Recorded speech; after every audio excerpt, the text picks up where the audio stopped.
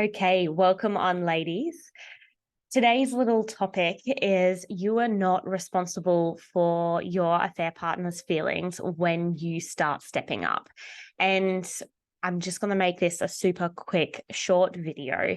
But as you begin to start honoring yourself, start setting boundaries, start speaking up for what you're willing and not willing to accept, I'm just going to make this a little brighter. Often what happens is your affair partner starts to get really uncomfortable, and by you setting your own boundaries, because in an affair relationship there's often a lot of leaky energy around not setting clear boundaries. And so when we do begin to set boundaries, the affair partner and even yourself will take a boundary as a form of rejection, as opposed to that person is honoring themselves. It's like there's something wrong with me. And so what happens is, as you begin to stand up for yourself and say no to things, or communicate your needs in the relationship, then your affair partner can take that as a form of rejection unconsciously, and will often begin to get angry, aggressive, or maybe even discard you. And what I want to just quickly say is, you're not responsible. As you begin to set boundaries, you're not responsible for how he responds. And often, as people that are people pleasers or codependent, or as people that get into enmeshed relationships, which is definitely something that I was in the past, and I was definitely a people pleaser. And those patterns can show up for sure at times. Where was I going with this?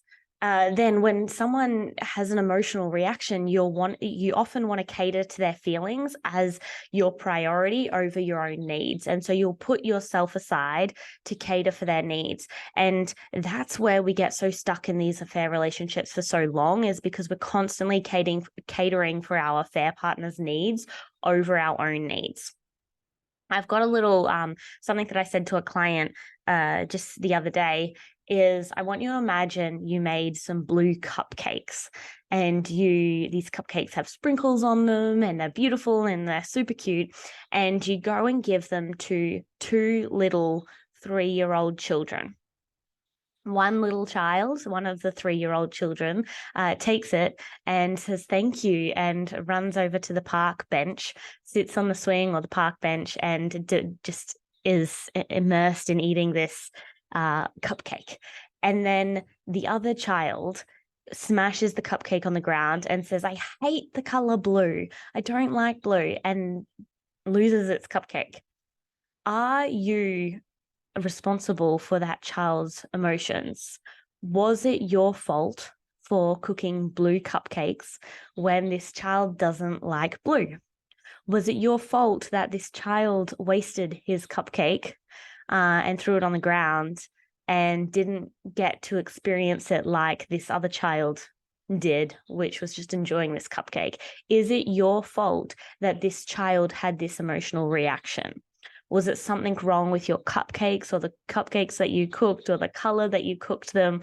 Are you responsible for this child's feelings? Now, you may probably say that no, this child's reaction was the child's reaction, and you can support that child in their reaction, but it has nothing to do with your actions. You don't need to go make another whole batch of cupcakes in order to cater for this one child. And this is like your affair situation. As you begin to honor your own boundaries, notice that your affair partner might act like this child and might get really uncomfortable, might dismiss you, might get louder or more assertive, or more angry, or more demanding, or might try to push push their story of how they're interpreting the situation onto you. You have your experience. Stay solid in your experience. You have your feelings. Stay solid in your feelings. Your affair partner can have feelings, but they don't need to be your own feelings. And so your feelings are your own. express them, allow your affair partner to have their experience, but don't take their energy on as your responsibility and change what you're doing in order to protect their own feelings. When we change what we're doing, this is where we stay stuck in long-term affairs, is because then again, we lose our sense of self in order to be loved by them. We put aside and neglect our own needs and desires in order to continue getting the love and approval from them. It's time to see it like the cupcake experience and notice that their way that they emotionally react is their own experience and nothing to do with who you are as a person and setting your own boundaries.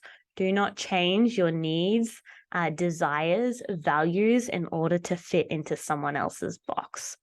So I'll leave you with that. I hope it helps. Bye for now.